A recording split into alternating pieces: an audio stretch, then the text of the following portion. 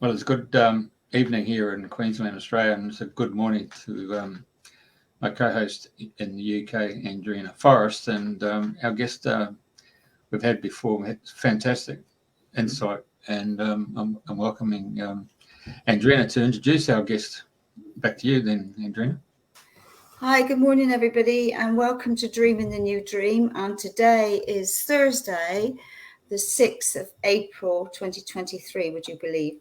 And it's our great pleasure to have Clive De Carle back on again. This is the third time. And I love Clive's work and what he's about and what he shares. And no beating the truth here. You know, what you see is what you get. So I've got lots of questions. So let's start. Welcome, Clive, and it's lovely to see you again. Thanks, Andrena, and nice to see you as well, Jeffrey. Thank you. And I'm currently in Trowbridge. Apparently, you're about 6 miles down the road. Yeah, I'm near Marlborough. Yeah.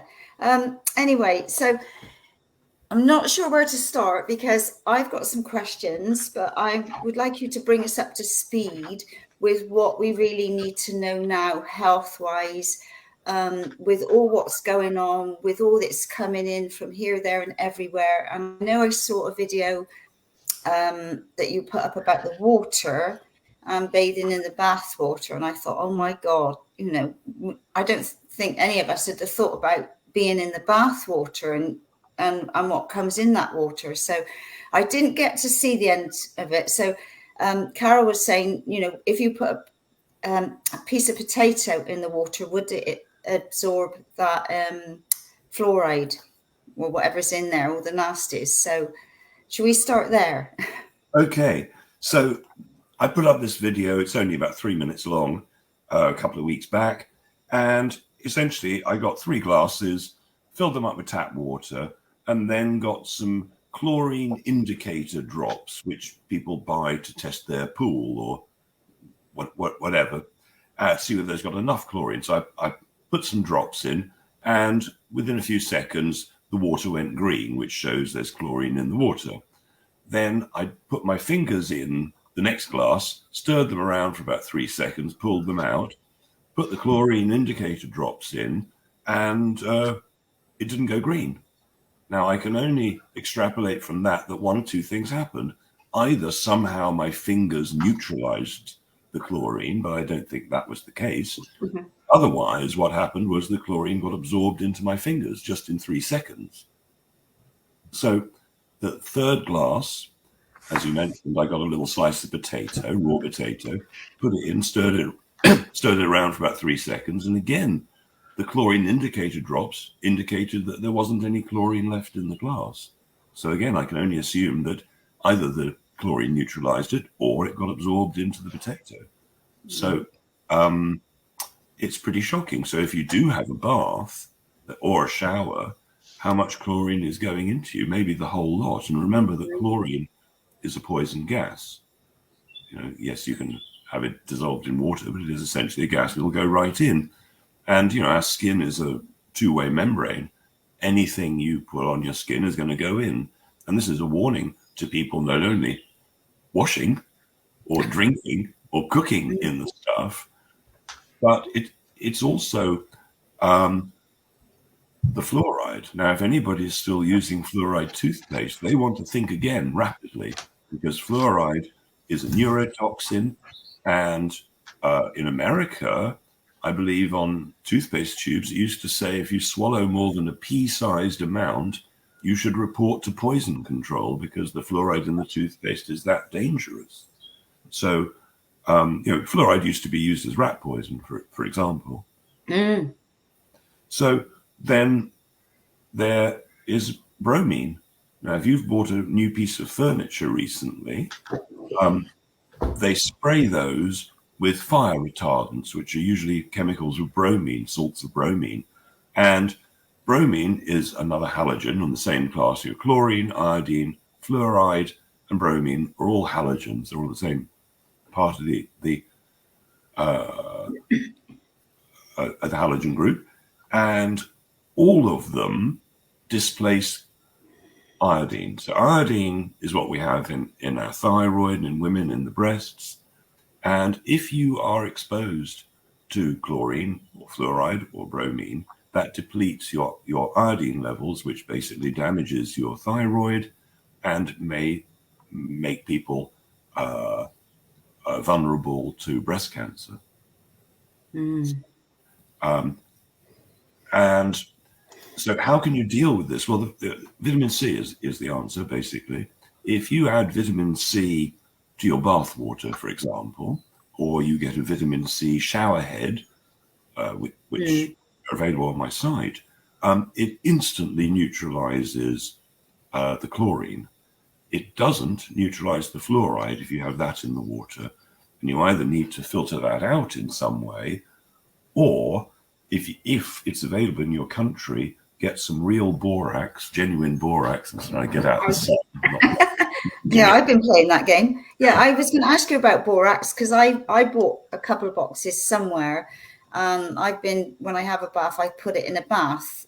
So yeah, I was going to ask you about, and I don't think that's quite so easy to get, but I'm not sure.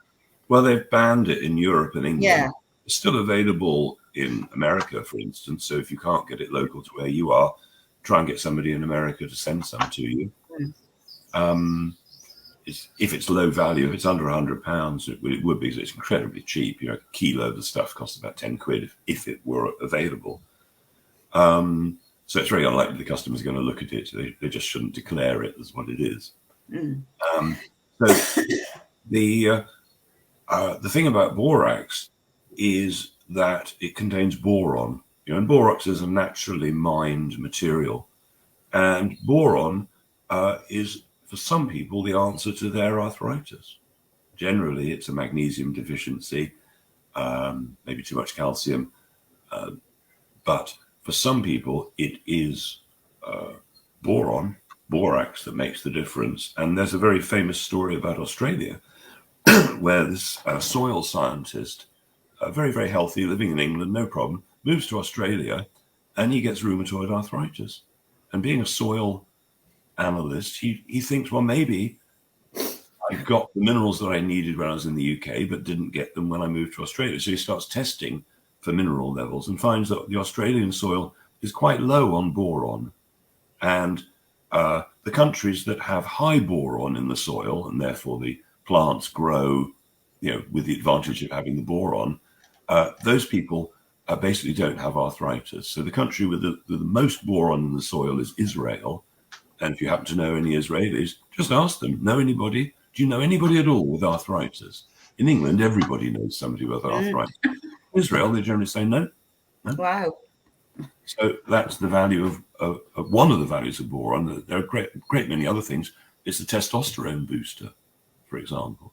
Now, if you want to get some boron and you can't find borax to get it from, you might be able to find boron supplements, or the food that's full of boron are raisins. Oh, okay. If the raisins are grown in good soil. Yeah, so it's, you want proper organic. Yeah, of course.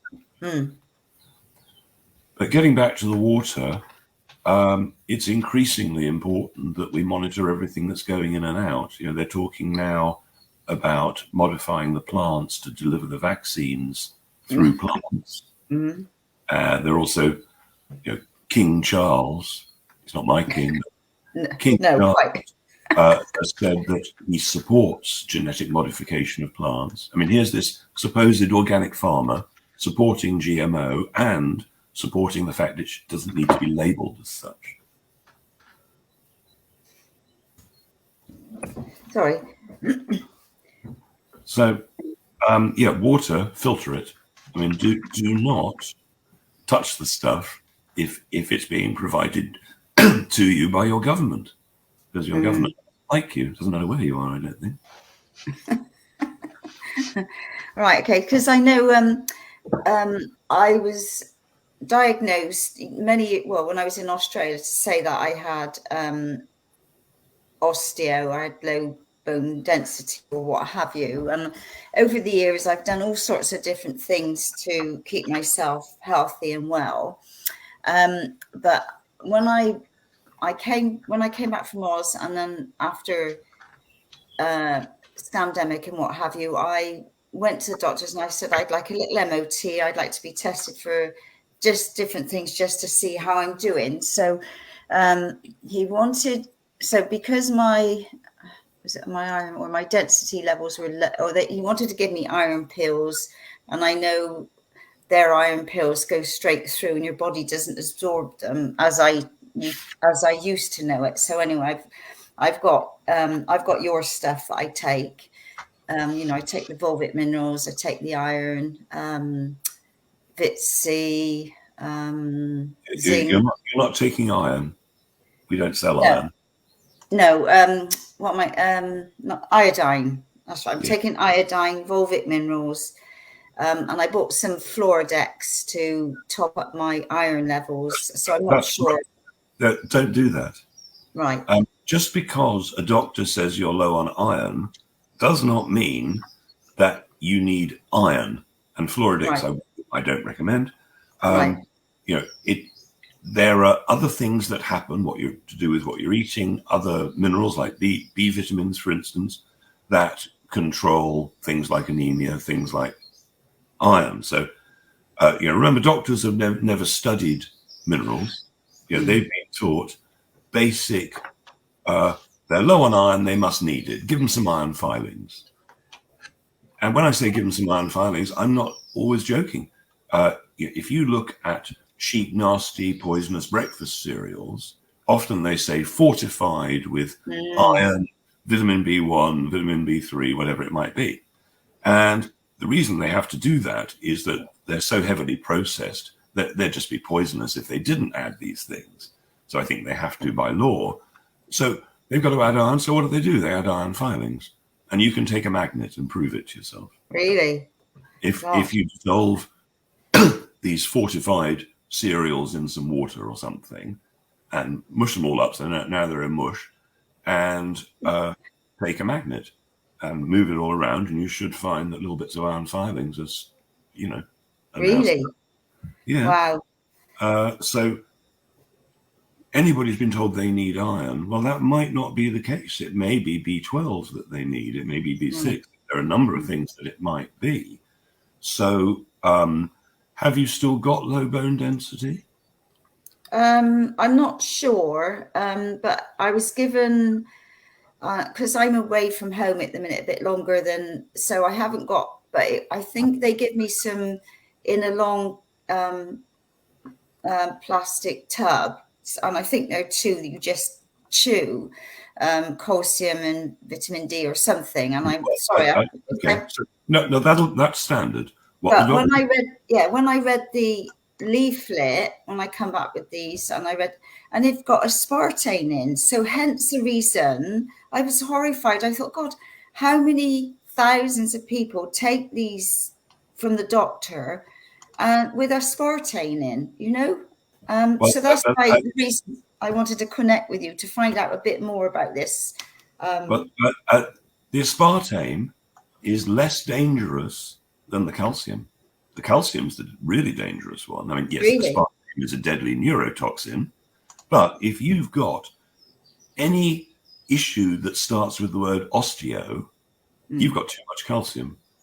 That's the problem. Not too little, too much. So what you need is vitamin D, vitamin K2, and magnesium. And those three, there may be other things, but those three are the basis for getting the right type of calcium into the bones. There are different types of calcium. And because doctors aren't taught about vitamins and minerals, they don't know much about amino acids or essential fats, they're in the dark. So it's just totally mathematical for them. There's bone in calciums. I've read it somewhere. Therefore, let's give them calcium. No, that's just not the way it's done. It's a little more detailed than that. So, assuming you're eating green leafy vegetables, perhaps you're eating calcium-rich foods like dairy. Well, you've probably got almost everybody has got enough calcium. But the calcium, if you have a look at your vitamin D calcium tube, I don't know, but it'll probably say calcium carbonate. Yeah, that's it. Yeah. Yeah. Well, that's chalk. do you really think that eating chalk is going to give you strong bones? Because it won't. It'll make it worse. Go I mean, on. it's reductionist thinking. You know, that doctors in some cases are taught to think like 7-year-olds. I think. Yeah, because I did have your I have got your magnesium and your vitamin D, but I have run out of vitamin K too, so I know I need to get some more of those. Right, so can I move on? So another seems to be about me at the moment, but this is general questions that people are all experiencing on many levels. So when I had the poo test, that came. Oh, hang on, I'm not switched on. Right. God. It came back and it said they needed me to have an appointment within 2 weeks to go to the hospital and have the camera up and around and what have you, and book the appointment. And I mean, it happened so fast. I didn't go for it. I asked a few people, and they all said, don't go that route. That, you know, that could leave you far worse. So they say that there's a sort of concern in it that there could be something much bigger, which I didn't take on board at all. So what is your opinion on the, because I'm just wondering, is it scaremongering? You've just got to be like a percentage in their system of being over a little bit, and then they say, right, you need to go and you need to have this done, and you're in that fear mongering track, if you like. Well, they are shopping for customers. Yeah. You know, I mean, I get through from the NHS all the time these letters which say, be very scared. If you see blood in your stool, that probably means bowel cancer. Well, no, it doesn't. No, it doesn't. And now they want to look for occult blood. So there's so little you can see it. But I mean, people are eating food that is poisonous. And no wonder their guts are bleeding. I mean, let me give you an example. Must be about 10 years ago now. I like cashew nuts. And I was driving, and I try not to eat from petrol stations, but I went to a Marks and Spencer's one, and they had salt and pepper cashew nuts, with black pepper and sea salt. I thought, what can go wrong? Well, actually, it's the oil they fried it in that could go wrong. But nevertheless, I bought some and I started eating them. I got less than 1 minute down the road when my gums started bleeding. There was something in those cashew nuts that made my gums bleed. So let's say that those same cashew nuts made your bowel bleed. The doctors might have you in for cancer tests and want to stick a camera up your bum. Yeah. I mean, sticking a camera up somebody's bum, no matter how small they may say it is, there are many people who've had their bowels ruptured because the doctors, oh, sorry about that. I seem to push it gone through your fucking bowel. Sorry. You know, there's no way, you know, if I had a bowel issue, first of all, I might consider, have I got enough vitamin C and magnesium? Because we're meant to have a bowel movement after every meal, or at the very worst, once a day. So if anybody's constipated, then they've got to consider they may be dehydrated, therefore it's too dry to go through, or it may be they're not eating enough natural oils, making it hard. It may be that they haven't got enough magnesium, because magnesium allows relaxation of the bowel. And, you know, you take enough magnesium, you'll have a bowel movement whether you want to or not. Same with vitamin C. You take too much vitamin C, then you'll have a bowel movement. So assuming one is having healthy bowel movements, then what else could be causing a bowel problem? Well, it could be irritation by food, in which case, why don't you try switching to, let's say, bone broth for a few days? Just come off solid food, right? And just go for a food that, you know, if you know that you're confident with bone broth, and actually as a bowel building tool, bone broth is pretty good. I'm sure vegetable broths would do fine.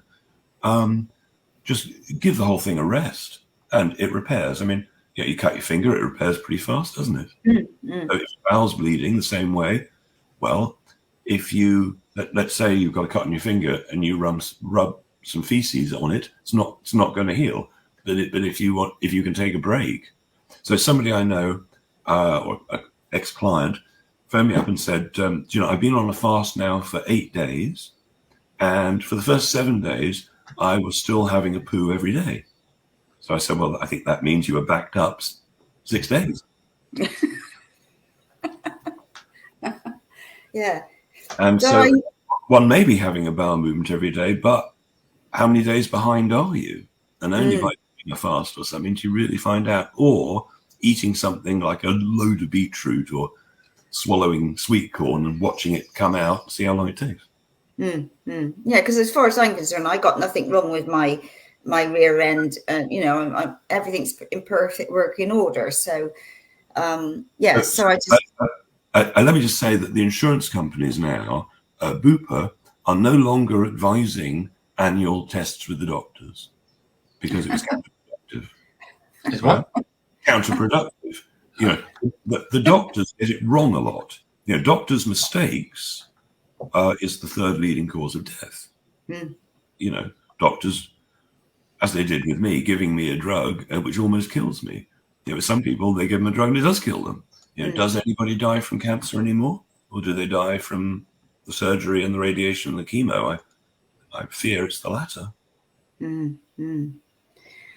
Right. Okay. So that was that.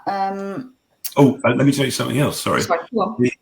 Several of the bowel cancers that were diagnosed years ago have now been downgraded. They weren't bowel cancer, technically. They said it was, and of course they killed the person probably, or cut half their bowel out, whatever they do. But no, it wasn't bowel cancer. So I think 3 of them now, they've downgraded. So just because the doctor says you've got this, well, that may be your opinion. Yeah. As you rightly chosen, don't go along with it. Because, I mean, doctors don't know about health. That's not a subject they do. They don't do cures or causes or minerals or vitamins or nutrition. Basically, everything they are taught is negligible. Half a day in 5 years on nutrition is average for a doctor. So you can learn everything you need to know about nutrition in half a day, can't you? Oh God. But they're not really nutrition generally anyway. And most of the time, their protocol, the NICE protocol in the UK, is this is what you do first, this is what you do second, and you give them drugs. And it's only if the drugs have all failed that you're allowed to recommend, broccoli or something. I may be exaggerating slightly, but but I know what you mean. Right, okay, so so I knew that wasn't a route I wanted to go, and I didn't even I just didn't follow that route. I'd rather do it my own way, like you say, change it. So talking about fasting, because there's various I must admit I love my food, so I've not been one to fast very often. But there's some say do 1 day, some say 3 days, some say a week, some say 40. So what is your general opinion on the average fasting to make a difference or to flush everything out of your body? Well, it's a good question. And increasingly, I feel that our intuition is possibly our best guide. And sorry, give me 1 minute. Hello, I'm on the radio. I'm just going to disconnect it to going live, going on. Yeah. I also love food. One of my great joys is eating. So I'm not exactly the sort of person who wants to do a fast either. I have done one, but I mean, what the so-called experts seem to say is that intermittent fasting is a good idea. That like intermittent exercise, you really go for it for 30 seconds or so, then you have a rest for a few minutes, then go for it for another 15, 30 seconds, interval training. So a lot of people say, well, what you should be doing is don't eat till as late in the whatever as possible, and stop eating as early as you can. Try and condense your window. But I did a fast for about 2 or 3 weeks, and I was lucky in that I went to Thailand to do it, to a place that offered the whole thing, and it was you did enemas every day, and you drank coconut water fresh from coconut with psyllium husks. I'm sorry, you'd have that as your mineral and vitamin supplement to keep you going over 2 or 3 weeks. The fresh coconuts, a couple of those, and then you drink water with psyllium husks for the first couple of days or so. And if you put psyllium husks in water, they swell up hugely, like 10 times their volume or something. So you've got to make sure that you've got the right volume of water, because you don't want it to go inside you and dehydrate you. Anyway, but the thing is that when you drink water with psyllium husks, it fills your stomach. So it's as though you're full, it's as though you've eaten, and it's just a way to fool yourself and make things a little bit easier. I'll try that.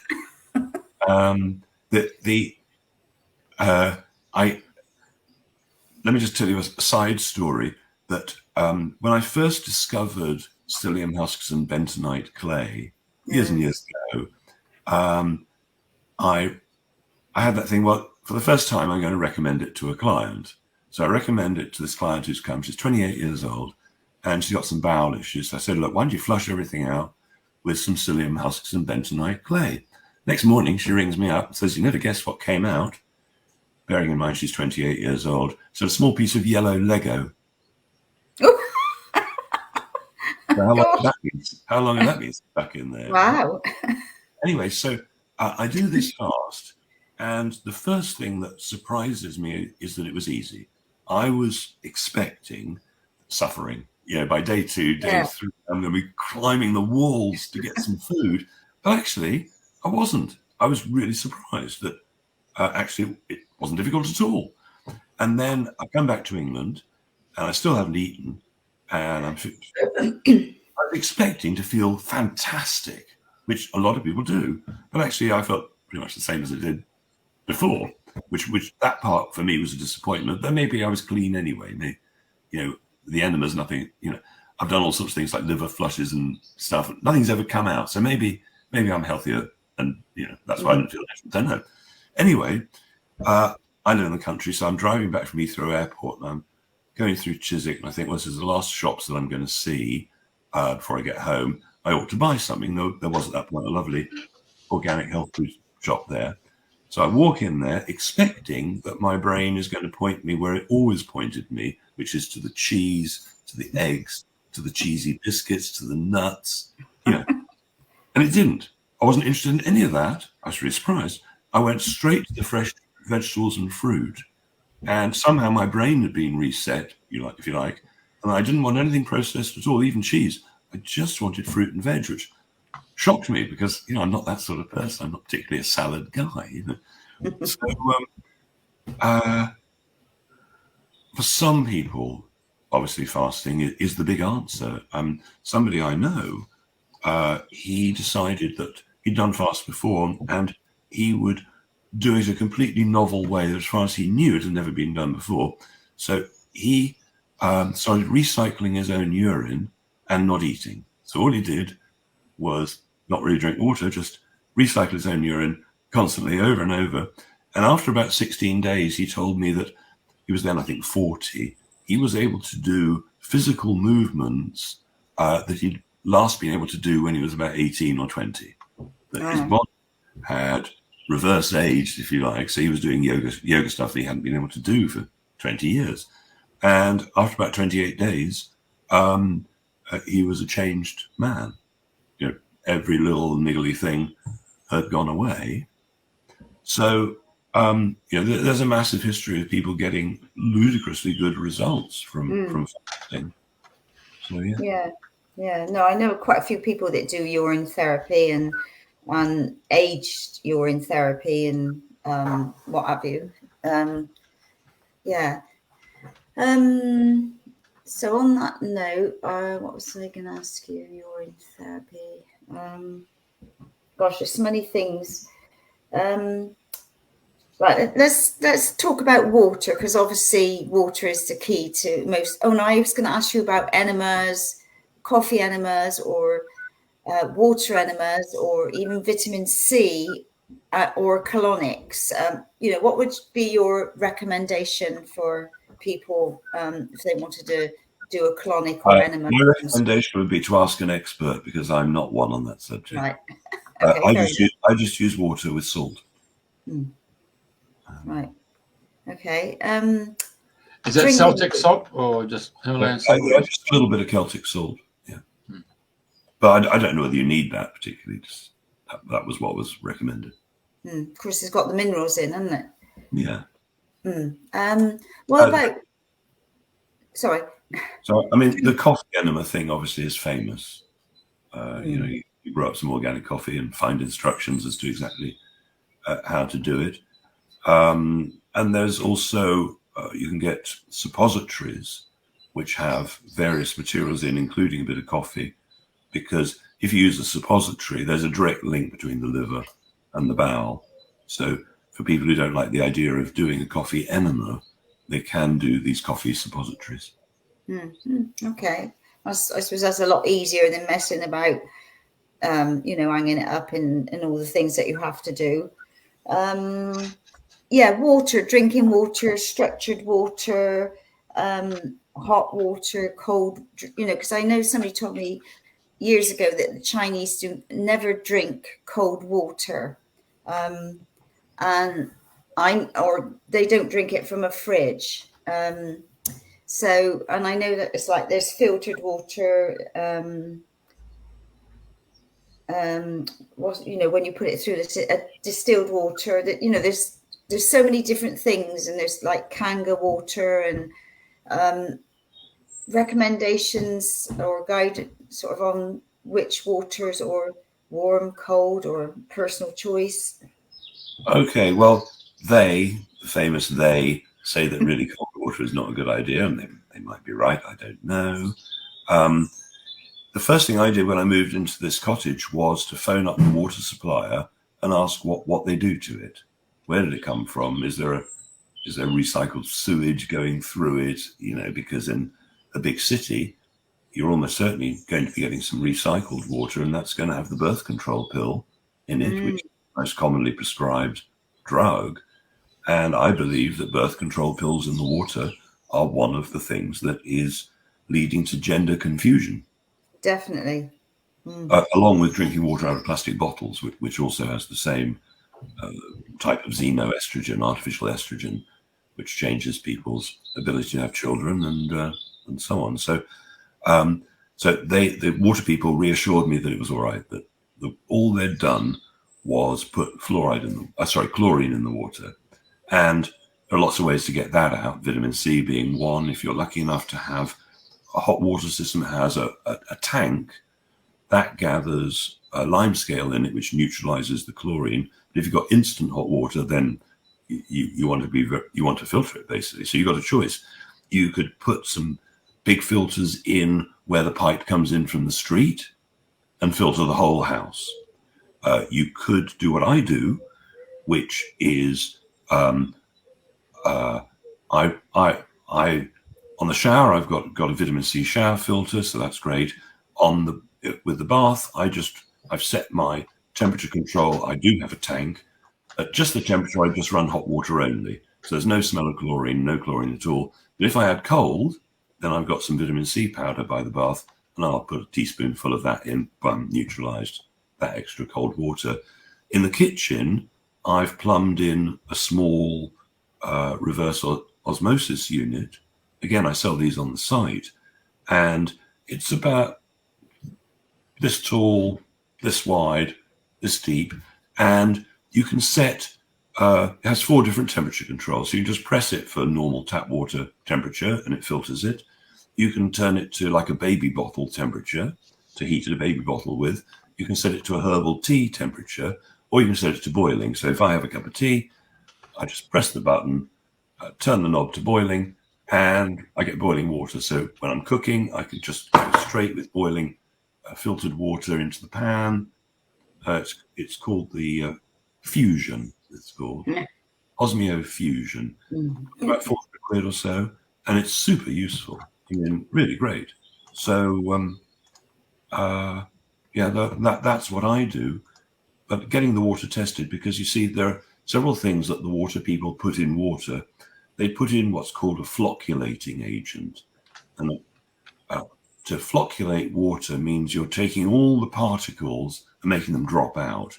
And they often use things like aluminium sulfate in the water to do that as a flocculating agent. Because, as I think most people know, aluminium, they say, is one of the big causes of Alzheimer's. By putting aluminium sulfate, water-soluble aluminium, into the water doesn't seem the cleverest idea. And then in many places where the government really don't like the people, like Birmingham, they put they poisoned their water with fluoride as well. And fluoride was what was used in the gulags by the Soviet Union. You know, before the Second World War, the American spies were monitoring exports to Russia, or the Soviet Union at that point, and they were importing a lot of fluoride. And the Americans couldn't figure out why. Were they making a bomb with the stuff? What were they doing with all this fluoride? Anyway, their spies in the Soviet Union found out they were putting it in the water supply of the prisoners in the gulags because they needed way less guards.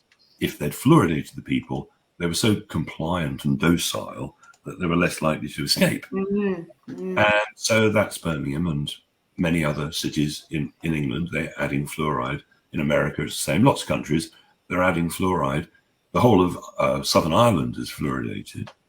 And, you know, unfortunately, fluoride is a neurotoxin and it dumbs the brain.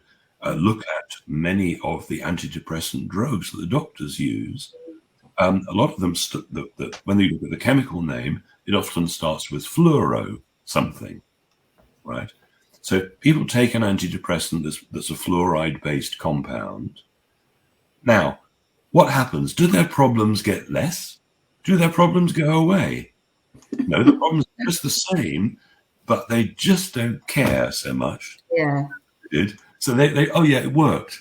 Yeah, the problems don't bother me so much. That's because nothing bothers you so much anymore because you're neurologically damaged. So, and of course, that's you've got to get this stuff out. Boron that we mentioned earlier, borax. If you can get some, put that in the bath. That will neutralize fluoride. Put it in a water bottle, a little tiny pinch in a water bottle, and that will neutralize the fluoride. It's super important because they want us dumbed down. Governments worldwide, they don't want to have spontaneous thought. Well, is it? No, not gonna. It's just I can't find the right words with all the different things that are going on out there, and of course they make organic and a lot of the stuff so expensive that people rather, they can't afford to pay out. But at the end of the day, what quality are you getting, and what price is your health? And I always say to people, you can't go to the health shop and ask for £25 worth of health this week. It doesn't matter how much money you've got in the world, you still got to go through, working through your body with natural stuff and taking all the right things to assist you. Yeah. Right. What about electrolytes? Because I know they recommend them for people that have, have had the trots for a few days. Or I don't know. I mean, I'm not in that position, but it used to be, because I know a lot of people say we'll get electrolytes. Yeah. So electrolytes is all they basically are.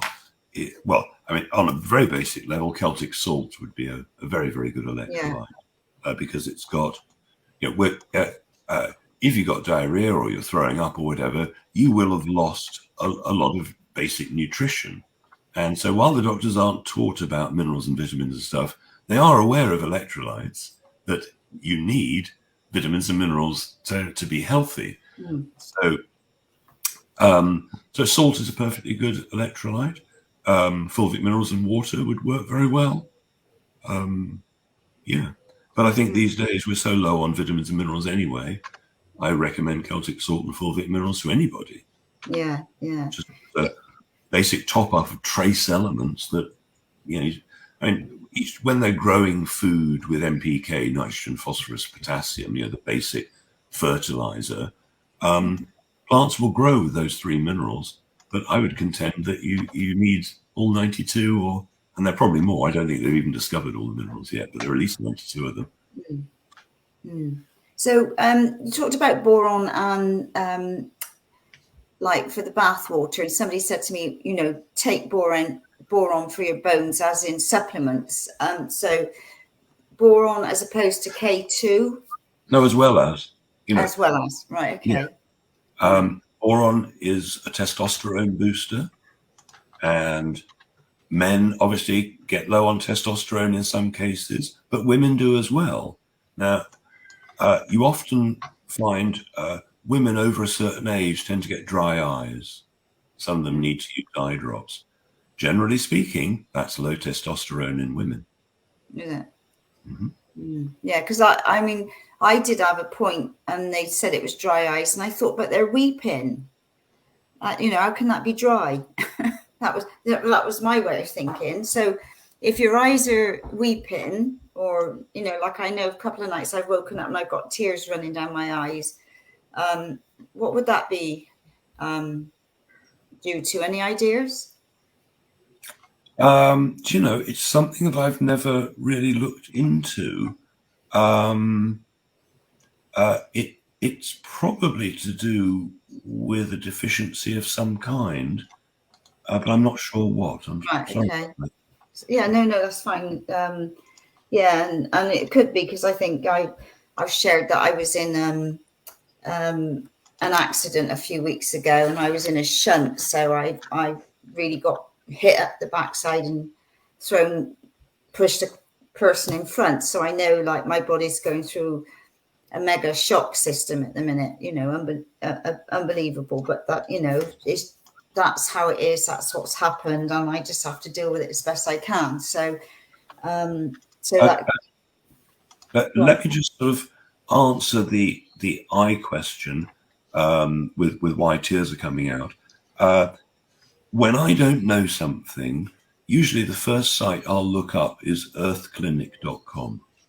Earthclinic? Earthclinic.com. Right. I might then, if I can't find the answer there, I might look on greenmedinfo.com. If I can't find the answer there, I might go onto a search engine, not Google because of the censorship, and put in whatever your problem is and the words natural cure. Natural, yeah. You definitely need natural. Gosh. Yeah. Generally, you know, you can find the answers to most things with those 3 techniques. Right, okay. Well, I didn't know those before, so thank you for that. And I'll add them to my list of different things. So I think that was my main questions, really. And I know somebody else I know is having a mammogram, and I said, have you done your research? And they said they had, but they'd still had a little something there, and they wanted to check it out. So well, they're shopping for customers again, aren't they? Yeah. They're looking for work. And mammograms are insane, foolish, wrong, damaging, as are biopsies. Biopsies can be immensely dangerous. That's right, because they leave the root in, don't they? They only take up the top. Well, as I know it, as they take off the top, but they don't take the root out, do they? You're talking about teeth, I think, and I'm talking about breasts, mammograms, or maybe not. But with a biopsy, what they do is they shove in a big, big needle right into the suspected tumor, bursting through the 7 layers of protection. If it's an encapsulated tumor, it's encapsulated for a reason. It's to keep whatever the toxins are in that so-called cancer away from the rest of the body. Like a grain of sand in an oyster, it's encapsulated by the pearl. That's my feeling about it. And so when they do a biopsy, let's see if it's dangerous or not. So they shove this needle in, which has got a little grabby thing, like and it rips a bit of material out. And if it is something that you don't want spread around the whole blood system, now they've spread it. And so if it is cancerous cells, then I believe that very often the doctors have created now its ability to spread through the body because they've ruptured the layer of protection. Now, I'm happy to be proved wrong, but I wouldn't have a mammogram. I wouldn't have any of their tests because it would be better just simply to assume I am a healthy, self-repairing being and I'm not low on a drug. I'm not short on drugs. I'm not low on surgery. I'm not low on radiation. But there are only 3 reasons why we get ill. Physical damage. You get knocked down by a truck. You've had an operation, something like that. That's reason 1, physical damage. Reason 2, toxic poisoning. Somebody said to you when you were young, you won't amount to anything. You'll always be ill.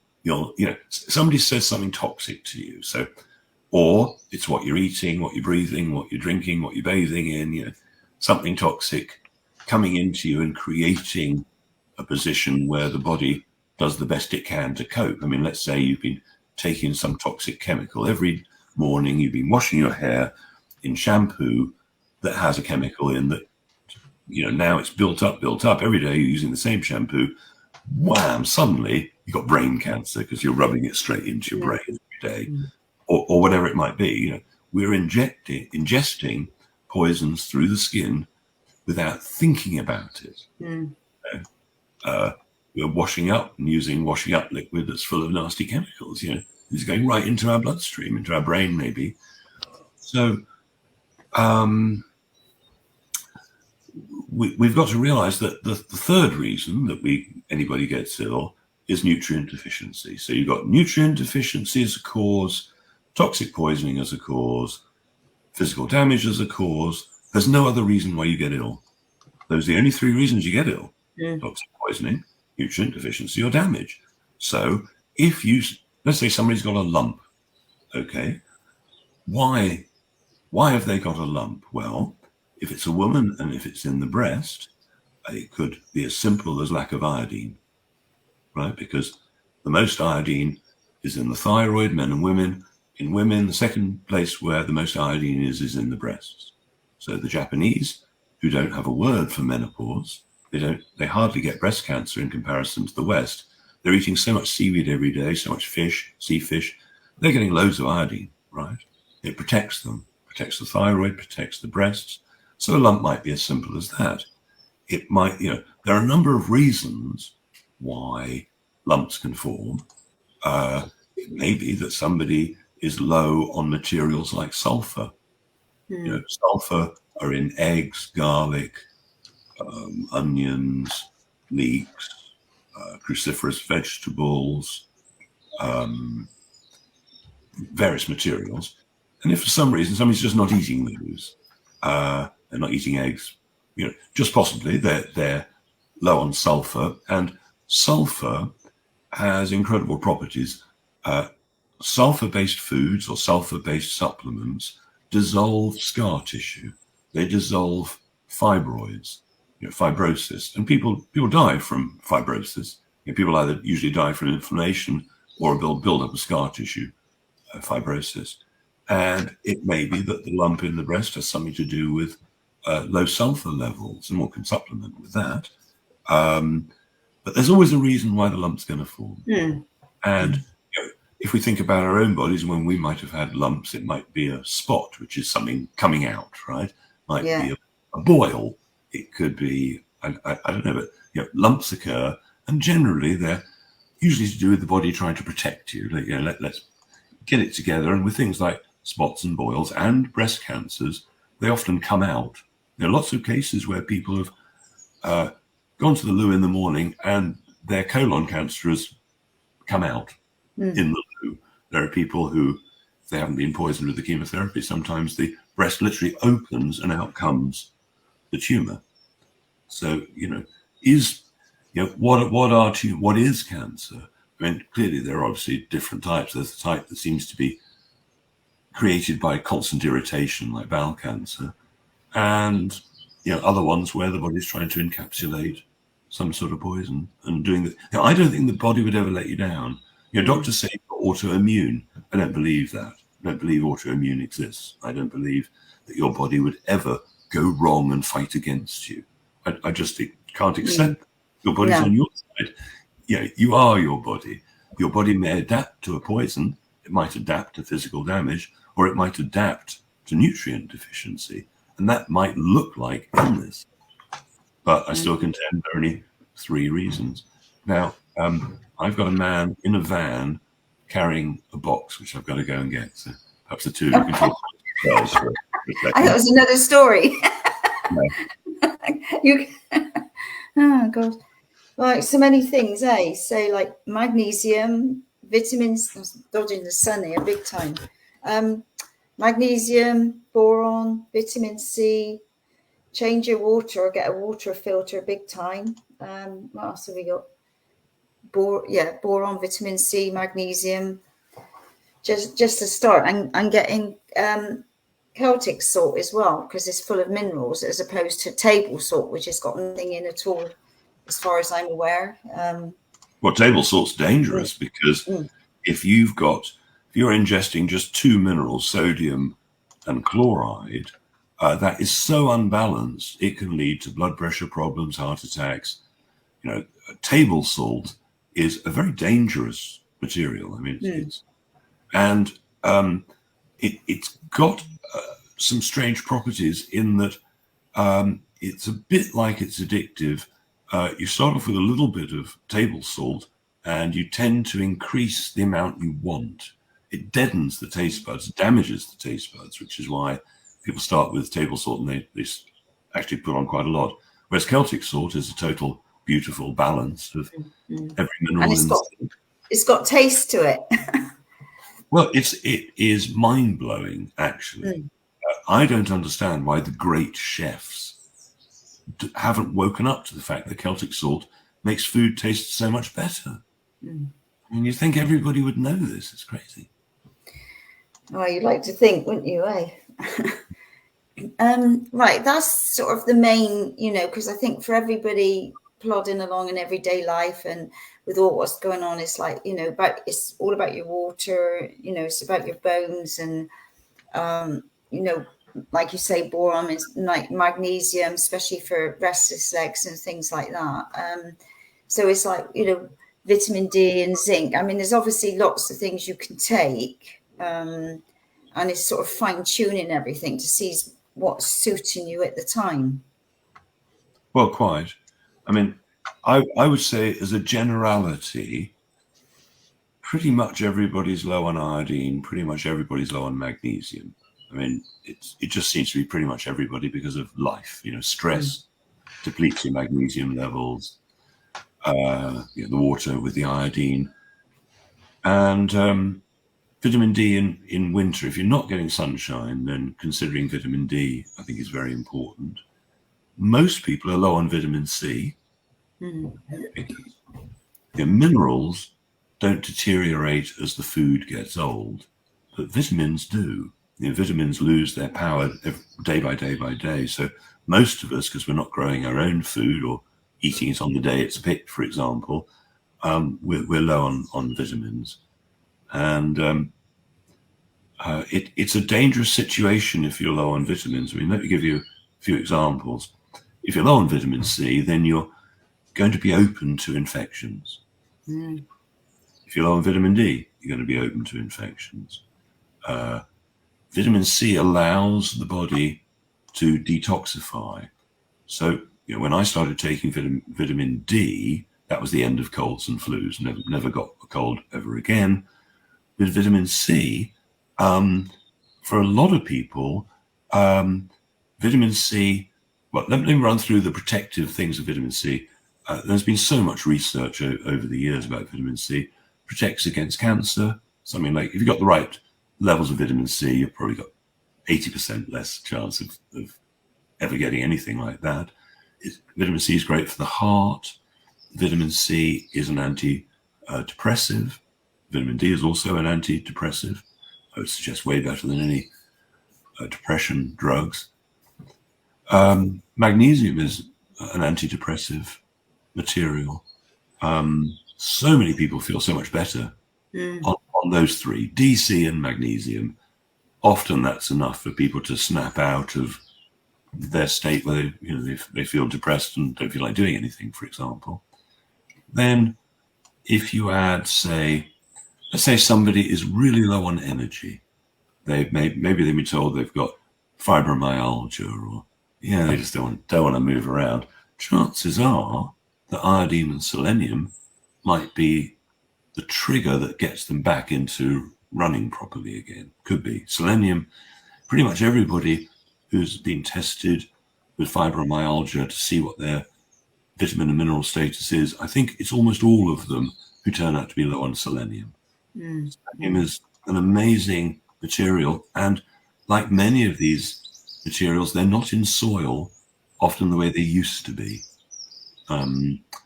So other really important ones, let's say somebody's getting old, maybe they're not eating as well as they should be. It might be that they're losing muscle mass, right? Some people who are, let's say, 80 or something, are like, just haven't got the energy to eat. Okay, if you want to stay strong, you can supplement with amino acids. When you eat protein, the body breaks that down into amino acids and peptides, and then the body builds it up again into you. So, bodybuilders used to eat steak for breakfast to give them the protein they needed to be strong, but now they can't afford that anymore. All the bodybuilder type people, they use amino acids as their route to power. So let's say you're exercising a lot, then there are most of the amino acids on the market are for those people, the muscle builders. But for the couch potatoes amongst us, they don't need that blend of amino acids. For the people who are just normal, they're not doing extreme exercise, and I count myself as one of those. I lift weights. We do a blend of amino acids which is made for people like me, if you like. And I've had people, I had one lady a while back who showed me her did that, and there was a muscle that popped up, and she said, it's really crazy, I'm ringing you to show you this muscle because I've never had one there before, and I've not done any exercise. It was only a month ago that I started taking the amino acids, and this popped up. Yeah. One of my assistants from the past, she was terrible in the mornings, didn't like mornings. If she took some amino acids and water first thing when she got up, she was full of energy and wanted to do yoga and go for runs. It was weird. I mean, really surprising. So for some people, amino acids can make a big difference. I mean, she was vegan, by the way, so she wasn't getting the protein. Protein from animal products is way more bioavailable than protein from hemp seeds or whatever lovely vegan foods they may be choosing. So a lot of vegans run out of energy long term. And I was going to give the example earlier of some other important vitamins other than vitamin C. And the big one, which relates to vegans, is B12.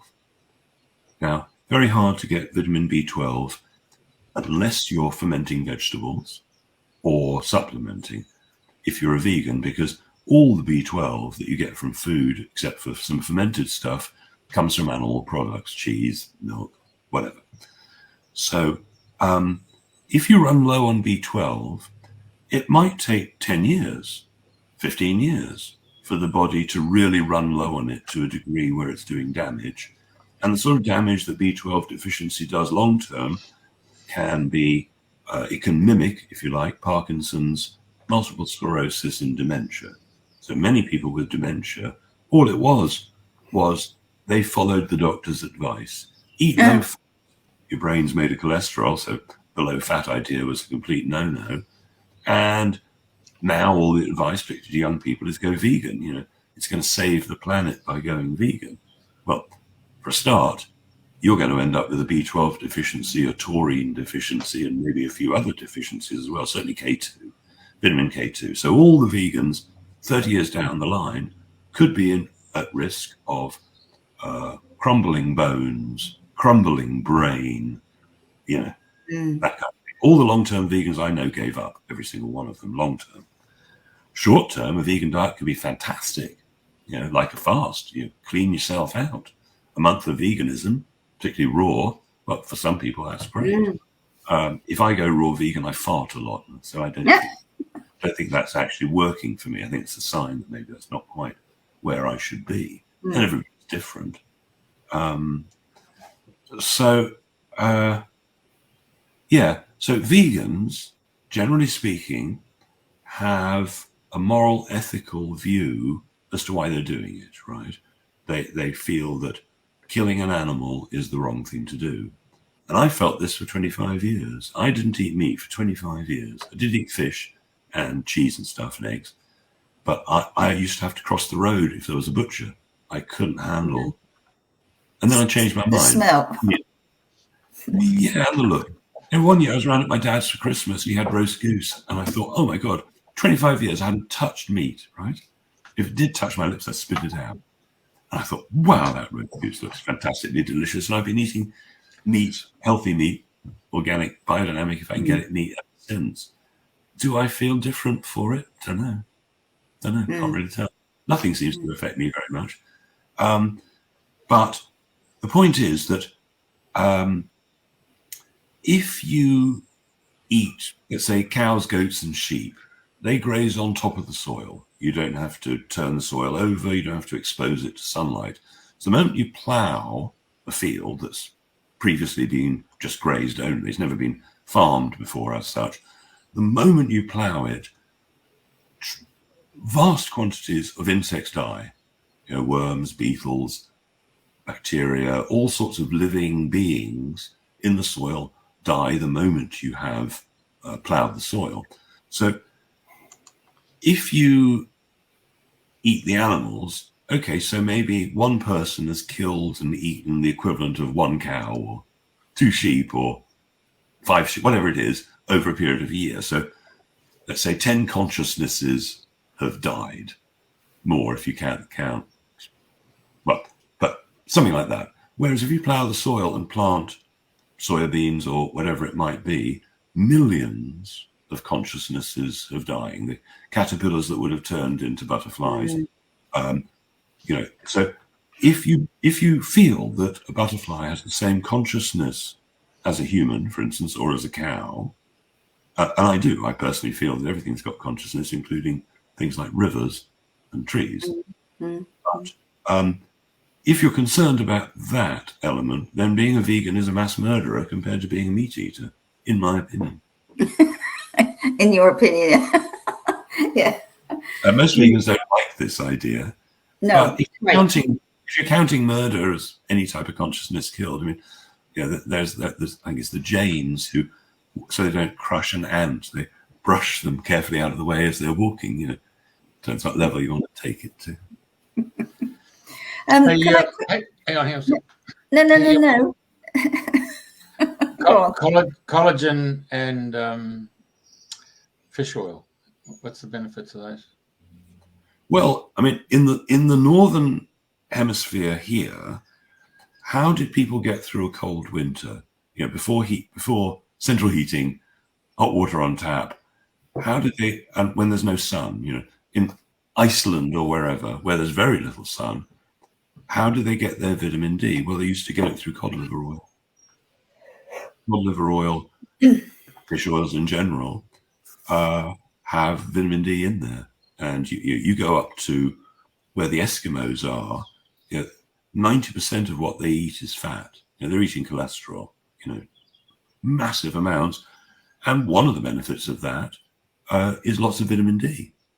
So I don't take fish oil as a supplement because I really like oily fish, like sardines and wild salmon and stuff. So I don't feel the need to supplement. But if people aren't eating oily fish and they aren't living in very sunny climates, they may benefit from that. I mean, the fish oils and so on are anti-inflammatory.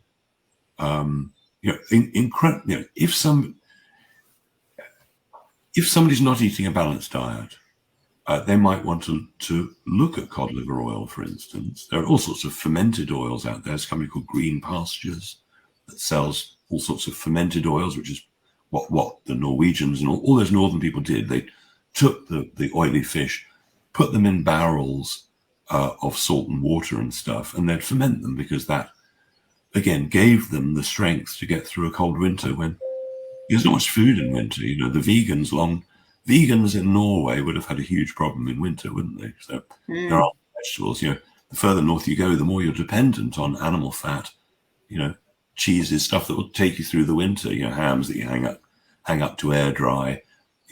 Up north, the ground was frozen solid. There's no, veganism, vegetarianism was really not possible. And it's a huge experiment. Nobody's ever been vegan before in society. Yes, some people do well their whole lives, but most don't. And I think it's dangerous for unborn children, personally. I mean, many times vegans are way more intelligent than regular eaters, so to speak, and are aware of the possible deficiencies they might face. But there are issues that I'm not comfortable with long term. And collagen? Well, collagen is, again, we're made of the stuff. We need to take it or the raw materials for us to be glued together. Again, so bone broth is a very good source of collagen. Healthy. Think of chicken soup. They wanted to make chicken soup. The FDA in America at one point were looking at making chicken soup medicine, because so many people were claiming it had cured their diseases that they wanted to class chicken soup as a drug. But then they're to do with doctors, and a few times in the world that doctors have gone on strike that less people die when they're not. Yeah, I heard that. Couple of quickly things. One is, I know, like, you see some people's toes or even fingers, and it's obviously some sort of fungal. So is that a warning sign for people if they've got a nail or a fingernail that's going yellowy, or because some go thick, don't they? I don't really know, but it's just a couple of things. We were talking about things, and I thought, oh yeah, that could be interesting. So is that like, obviously your body's getting rid of stuff and it's looking ways to come out? No, it's not like that. Mushrooms, fungus basically grow on dead things. Tree dies and the fungus grows on it. You get delicious edible mushrooms off trees. So fungus, mushrooms are one of the ways of recycling material. So if you've got a fungal fingernail or toenail, and almost always with toenails it's the big toe that goes first, yes, it's indicative of a systemic problem throughout the whole body. But there are ways to deal with the nail in isolation if you want to.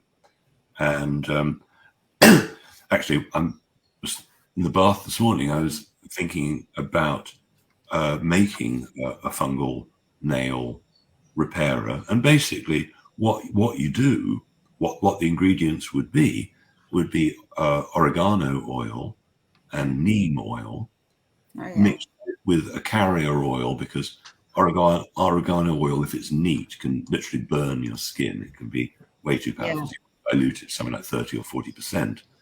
And if you paint that on with a brush, you could use almond oil or rose hip oil or something as the carrier oil. So, but basically neem and oregano diluted, paint that on every day or 3, and you'll slowly see the healthy nail starting to grow back and the old nail getting smaller and smaller and smaller until it's gone. If you do nothing, the risk is the nail will fall off. Right, okay. The news is you can reverse it. It takes time, obviously. It takes time.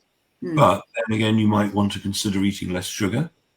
You might want to consider eating less refined carbohydrates, which would be the sort of foods you might be eating that might lead to a fungal overgrowth. Yeah, that's it.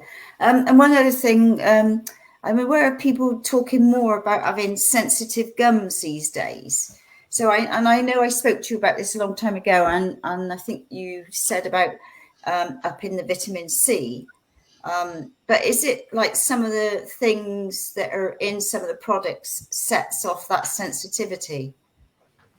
Well, yes. I mean, generally speaking, if you've got a skin problem, the first thing to think of is vitamin C, followed by iodine. Vitamin C deficiency is scurvy, and that's where the skin sort of can't hold itself together properly, and you might bleed. So that if gums are bleeding, that would be the first thing. Then I'd consider, are you over brushing? Many people don't need to brush as viciously as they're doing. Yeah. And if you're brushing up and down, you're pushing the gums apart and weakening them, and you might be doing the damage yourself. It may be that you're over flossing, and creating the problem. It may be that you're using a toothpaste that isn't natural. Type you might buy in a supermarket that's actually a chemical mush, and maybe your gums are allergic to rubbing on that chemical twice a day. There could be a number of possibilities as to why it's happening. It might be that you've had some poor dental work and you're getting mercury poisoning from an amalgam filling, for instance, which is causing a breakdown of the integrity of the gums. I mean, I don't know, but one way or another, it's a sign that you haven't been paying enough attention. Well, I think you've covered, I wanted to sort of do the general area of bits and pieces that some people experience. There was a question from Sandy about salt or something. I saw it flash up. What was that? It's a Celtic salt solution taken daily. Any feedback on that? I don't know what that means. I'm not entirely sure what that means. It's presumably just salt dissolved in water. So if that's what they do mean, then let's say you took 2 glasses of water, and one is regular, one you just put a little pinch of salt in, stirred it up. You offer those 2 glasses to somebody and say, which do you prefer? All of them will prefer the one with a little bit of salt in. It's not so salty that they can taste salt, but you put a little bit of salt in the water, it softens it. So suddenly it becomes much smoother. You feel much more like drinking it with a little bit of salt in. And as I've done blind tests with lots of people. People like it with a little bit of salt in. And it's good for you because a little bit of salt in the water actually enlivens the water in various ways. So you've got a choice. You can pour water down your throat and you can irrigate yourself with it, or you can pour it down your throat and hydrate yourself with it. In other words, the water can go straight through you and out the other end, or it can carry beneficial nutrients to every cell of the body. And that's what happens if you put fulvic minerals in water, and that's what happens when you put salt in water. You're allowing various things to happen. I mean, let's say you put fulvic minerals in the water, and they're pretty similar. Fulvic minerals allow the expansion of the cell walls. So now, by expanding the cell walls, the minerals in fulvic minerals can go in, and toxins can become neutralized by the fulvic minerals and taken out. Fulvic minerals change the pH of the cells in a beneficial manner. Loads of advantages of a little bit of salt or a little bit of fulvic. Oh, and Karen says, I have a B12 deficiency, have 12 weekly injections, and I eat meat. Being vegan makes me really poorly. Yes. So, yes, you can go to the doctor and they will give you injections. So that's one way to go. I wouldn't want to go that route. I might in an emergency, somebody's, dying from weakness, then that might be a good idea. But there are different types of B12, and the type the doctors use is not very bioavailable. I think they generally use cyanocobalamin. Now, there are other types. There's methylcobalamin. Cobalamin is the B12 bit, if you like. And as I mentioned earlier, if you've got enough B12, then things like anemia, iron deficiency can sometimes go away. Then there's hydroxocobalamin. There are some other ones. I recommend hydroxocobalamin because it's bioavailable. And assuming you haven't got any metal in your teeth, haven't got any mercury fillings, metal, silver fillings, Then you can use methyl cobalamin, which is very commonly available. Hydroxo is harder to find. But I don't recommend taking tablets of cyanocobalamin.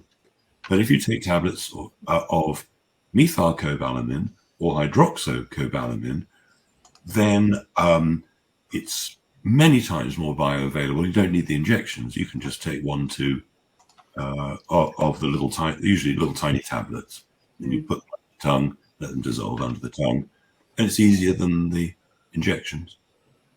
Okay.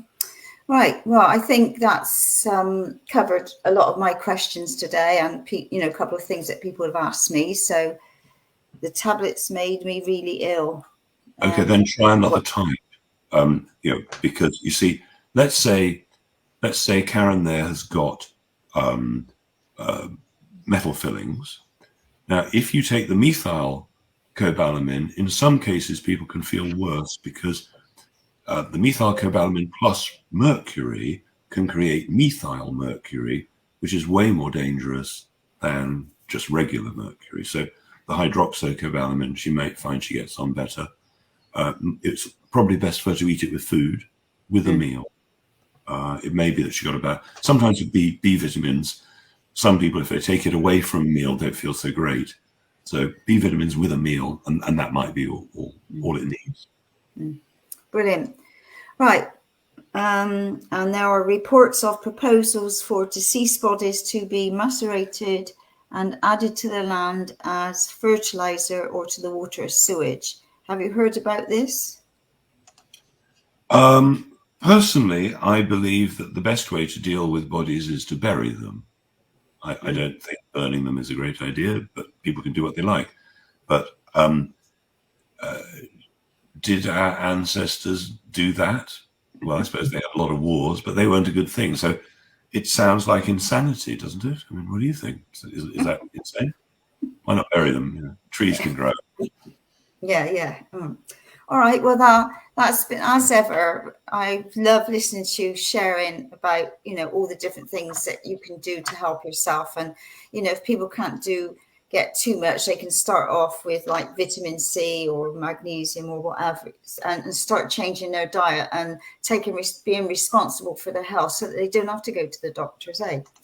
So on that note, I'm going to say thank you once again. It's been absolutely fantastic, and I've gained so much, and I will have to go back through and make a few more notes. So thank you for sharing.